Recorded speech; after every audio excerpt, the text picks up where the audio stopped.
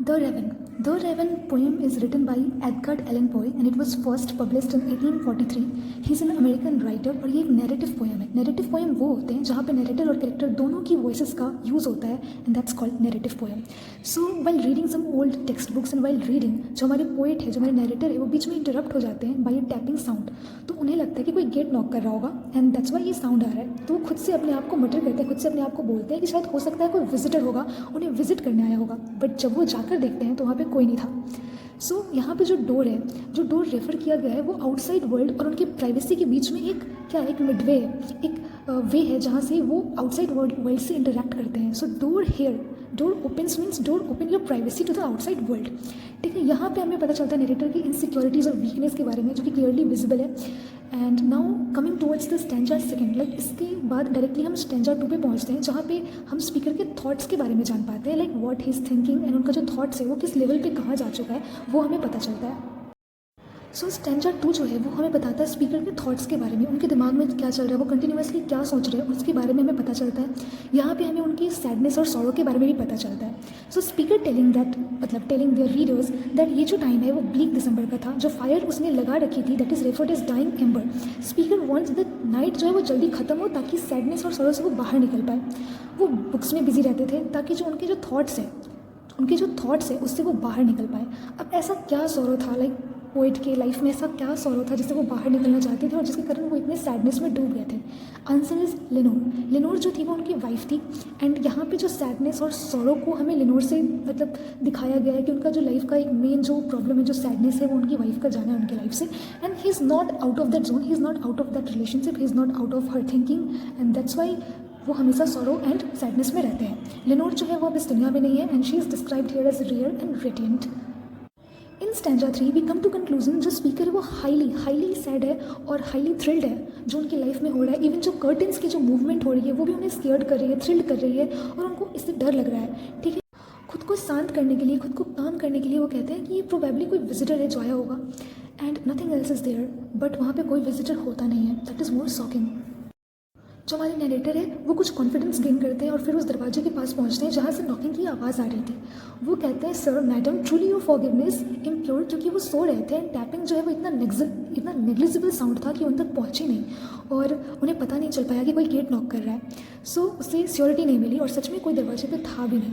So he was literally talking to himself, he was in deep thought. और जब उन्होंने देखा कि वहाँ पे कोई नहीं है, he was deeply shocked because वहाँ पे कोई था नहीं and he was so shocked. जो भी हुआ उसको लेकर के, वो पूरी चीज़ों को लेकर के डाउट कर रहे थे. उन्हें ऐसा लग रहा था कि कोई हेलुसिनेशन हो रहा है, कोई डे ड्रीम चल रही है, क्या हो रहा है, जो उन्हें ये सब समझ नहीं आ रहा था. बट वहाँ पे कुछ भी, there was nothing physical but all imaginary. वहाँ पे कोई नहीं था और ये सारा टाइम जो है वो रिमाइंड कर रहा था उनके दिमाग में अबाउट लेनोर. क्लियरली लेनोर जो थी वो उनका रीज़न थी सफरिंग की एंड वो जो आवाज़ था वो रिटर्न बैक होता है as echo. He calls out Lenore and that sounds come back as echo and that thrilled him, that scares him because Lenore जो थी वो उनकी लाइफ से जा चुकी थी and she is not going to come back again. Again we got to know कि जो स्पीकर है he was in deep dilemma and he was highly confused. और उनको फिर से वो टैपिंग की साउंड आती है और इस बार वो और ज़्यादा आती है, बहुत लाउडर आती है. दिस टाइम ही थिंक्स कि ये आवाज़ जो है वो विंडो से आ रही है. उनकी हार्ट बीट फिर से इंक्रीज हो जाती है. Now he want to explore the mystery. Here clearly we can see that जो कैरेक्टर है उसको रियलाइज़ हो चुकी है कि लेनोर जो है वो जा चुकी है. अब उसको उसके बिना ही सर्वाइव करना सीखना पड़ेगा. नरेटर जब विंडो ओपन करने जाते हैं तब वहाँ पे एक रेवन अंदर आता है that looks royal and radiant. Raven didn't acknowledge narrator, instead वो एक लॉर्ड लेडी ग्रीक गॉडेस के स्टैचू के ऊपर जाकर के बैठ जाता है.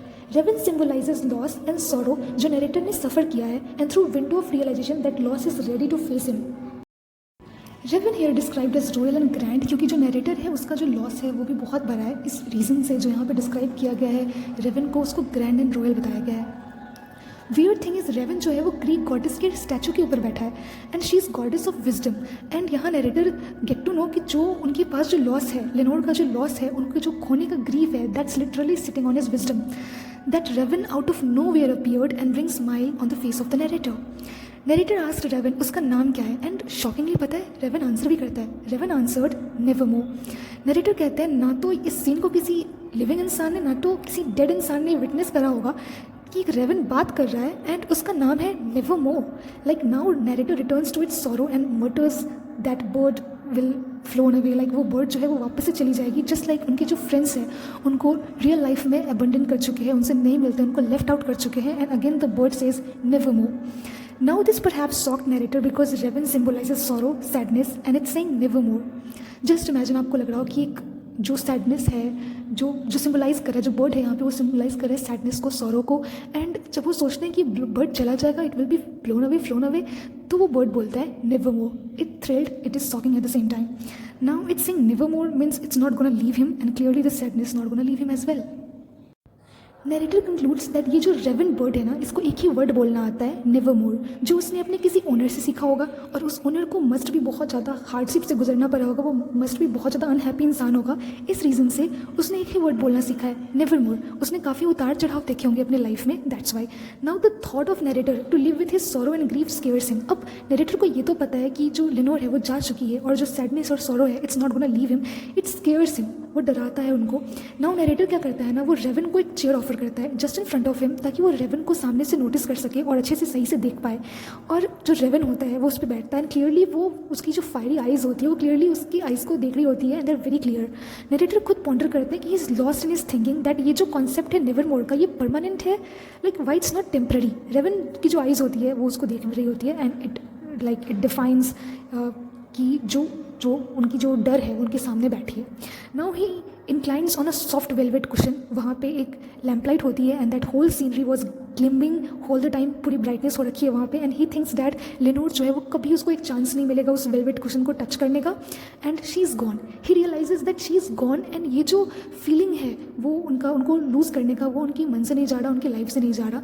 कंटिन्यूसली वो फ्रस्ट्रेट होकर के रेवन को चिल्लाने लगते हैं, डांटने लगते हैं. बट स्टिल जो रेवन होता है उसकी एक ही वर्ड होती है, never more, never more and never more. So that scares him. But the sad part is again the same, the loop is same. यहाँ पे जो पूरी पोएम है ना वो सिम्बलाइज करती है सैडनेस को, सॉरो को, ग्रीफ को, जो आपको नहीं छोड़ता, क्योंकि आप उस मेंटल स्टेट में जा चुके हो, आप ऐसी थिंकिंग रख चुके हो कि आपकी जो सैडनेस है वो नहीं जाने वाली. We all have different kind of attachments in our life and sadly जो पार्ट है वो ये है कि it's not permanent, it's not gonna be permanent, it's temporary.